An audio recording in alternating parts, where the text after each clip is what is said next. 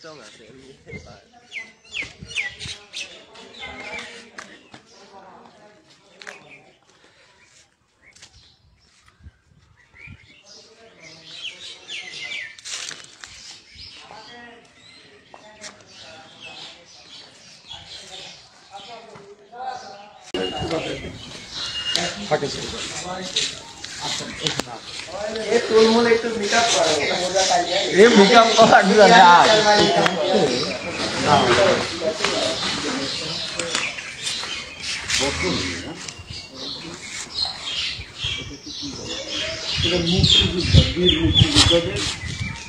জাতিসংঘ মানে এই জায়গা থেকে আর কি অনেক জ্ঞান অর্জন করে যাবে ওই ইতিহাসগুলো পড়বে।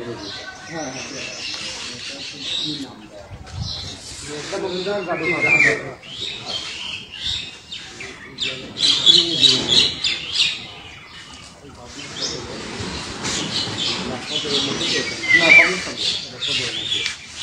বিসমিল্লাহির রহমানির রহিম। মহান আল্লাহ তাআলার অশেষ রহমতে এই প্রখর রৌদ্রের মধ্যেও আমরা আসছিলাম পাবনা সদরের মাদপুর মোড়ের উপরে।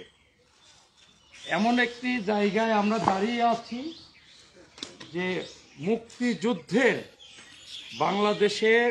বাংলাদেশ স্বাধীনতা সংগ্রামের মধ্য দিয়ে মুক্তিযোদ্ধাদের যে সংগ্রাম করে স্বাধীনতা অর্জন করেছিল, সেই মুক্তিযোদ্ধাদের স্মৃতি বিজড়িত একটি জায়গা মাদপুর মোড়। এখানে একটি বিশাল ইতিহাস রয়েছে, যে ইতিহাসটা আমার মনে হয় আমাদের এই সকল সন্তানেরাও অনেকেই জানে না। পাকিস্তানি সেনাবাহিনীরা এই পাবনা আক্রমণে, পাকিস্তানি সেনাবাহিনীরা তো বাংলাদেশকে দখল করে নেওয়ার জন্য, বাংলাদেশকে তাদের দমন পীড়ন, নিপীড়ন, অত্যাচার, হত্যা এছাড়াও বিভিন্নভাবে শাসন ও শোষণ করেছে।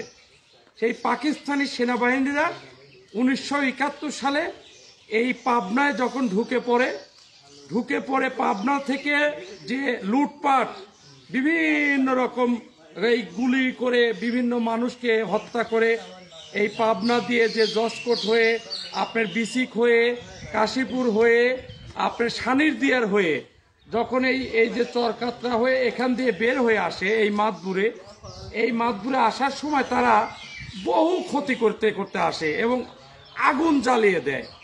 আগুন জ্বালাতে মানুষ মারতে এসে এই মাদপুর যে বটগাছটা দেখতে পাচ্ছেন, এই বটগাছটা একটু দেখায় দাও।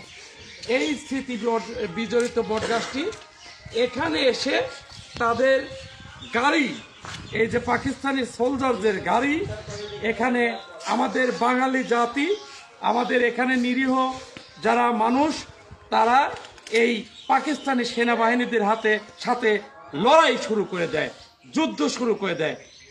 করতে এক পর্যায়ে পাকিস্তানি সেনাবাহিনীরা এখানে মারা যায় এবং আমাদের এলাকার অনেক মুক্তিযোদ্ধাও মারা যায় এবং সাধারণ মানুষও এখানে তাদের হাতে মারা যায়। অর্থাৎ সেই জায়গাটা আমাদের যে এই পাবনার একজন সুনামধন্য ব্যক্তিত্ব, মুক্তিযোদ্ধা দিলু চাচা, শরীফ দিলু চাচা, যিনি ভূমিমন্ত্রী ছিলেন, আওয়ামী লীগ নেতা এবং সংসদ সদস্য ছিলেন এবং ভাষা সাহিত্যের তিনি একজন ছিলেন। তার সাথে আমি এখানে একটা মিটিংও করেছি। এখানে বিশাল খায়দাই অনুষ্ঠান হয়েছিল, অনেক মানুষ ছিল, অনেক মুক্তিযোদ্ধা ছিল। সেখানে কথা দিয়েছিল যে এখানে একটি জাদুঘর করা যাবে, মুক্তিযোদ্ধা জাদুঘর করব।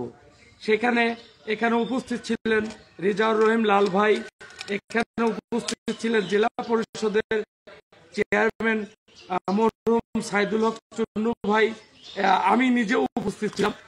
এখানে সেই জাদুঘরটা হয়েছে, আমার দেখে খুবই আনন্দ পেলাম যে এখানে জাদুঘরটা অনেক সুন্দর হয়েছে, স্মৃতি বিজড়িত।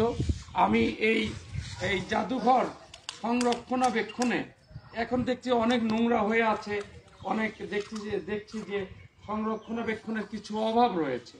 তো সেগুলো যাতে সুন্দর হয়, এই যে আমাদের একজন সিলেটে সেখানে কি হয়েছিল? ওখানে পাক বাহিনী মেরে দিয়ে ওখানে কাজে গেছিলেন, কাজে যাইছে, ওখানে মাঠের তলে ছিল। আপনার নাম কি? আমার নাম মোহাম্মদ আতর আলী। এখানে বাড়ি? এখানে বাড়ি। এই যে আতর আলী চাচা, তার দুইটা হাত নেই, দুইটা হাতের কবজি নাই, অর্থাৎ সিলেটে মাইন্ড যেটা ডেনামাইন্ড, আমিও ট্রেনিং প্রাপ্ত সৈনিক, ডেনামাইন্ড পুঁতে রেখেছিল। সেই ডিনামাইন্ড উনি টের না পায়ে তার দুইটা হাত উড়ে গিয়েছিল, এখনো বেঁচে আছে। হ্যাঁ, পার আঙ্গুলও গেছে না? আচ্ছা, পার আঙ্গুলও এই যে চলে গেছে। আসলে দেখলাম একজন মনে হয় যে শানিক দিয়ারে নিমতুল্লে পুরো আছে, তার হাত উড়ে গেছে। তো যাই হোক, তো এখানে এই যে সেই স্মৃতি বিজড়িত জায়গা, তার বাড়ি এখানেই। এখানে তো অনেক মুক্তিযুদ্ধ মারা গেছিল, সাধারণ মানুষও মারা গেছিল, 14 জন মারা গেছে, কিন্তু পাকিস্তানিরা সবাই মারা গেছে। পাকিস্তানিদের কবর এখানে সবাইকে কবর দেওয়া হয়েছিল।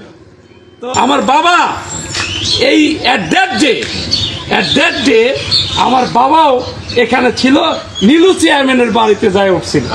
নীলু চেয়ারম্যানের বাড়িতে সেই সময় সম্ভবত তার বাড়িতে আশ্রয় নিয়েছিল অনেকে। আমি নীলু চেয়ারম্যানের বাড়ি থেকে কেবলই আসলাম, উনি বাড়িতে নাই, তার বড় ভাবির সাথে সম্ভবত কথা বলে আসলাম। তো এই স্মৃতি বিজড়িত এখন নোংরা হয়ে আছে, এই নোংরাগুলো পরিষ্কার লোক নাই, মানে সংরক্ষণাবেক্ষণের লোক নেই, স্মৃতি বা বানিয়ে রেখেছে। এটাকে সংরক্ষণ করে একটা ঝাড়ুদার দরকার, একটা ঝাড়ুদার দরকার, একটা পরিষ্কার পরিচ্ছন্ন ক্লিনার দরকার। এটা আমি যে মুক্তিযোদ্ধা সংসদ যারা দায়িত্বে রয়েছেন তাদের দৃষ্টি আকর্ষণ করব যে এই জায়গাটা দিলু চাচা খুব শখ করে। আমি জানি দিলু চাচার সাথে আমি মঞ্চে বক্তব্য দিয়েছি এবং দিলু চাচা আমাকে অত্যাধিক ভালোবাসত, যে কোনো কারণেই হোক। সে আমার কাঁধের উপর হাত দিয়ে সেও বক্তব্য রাখছে পুরো এক জায়গায়। আমি দিলু চাচার আত্মার শান্তি কামনা করি এবং এখানে যারা মৃত্যুবরণ করেছে তাদের আত্মার শান্তি কামনা করে শেষ করছি। আসসালামু আলাইকুম। আপনি সালাম দেন সবাই, আপনি সালাম দেন। ঠিক আছে, ঠিক আছে।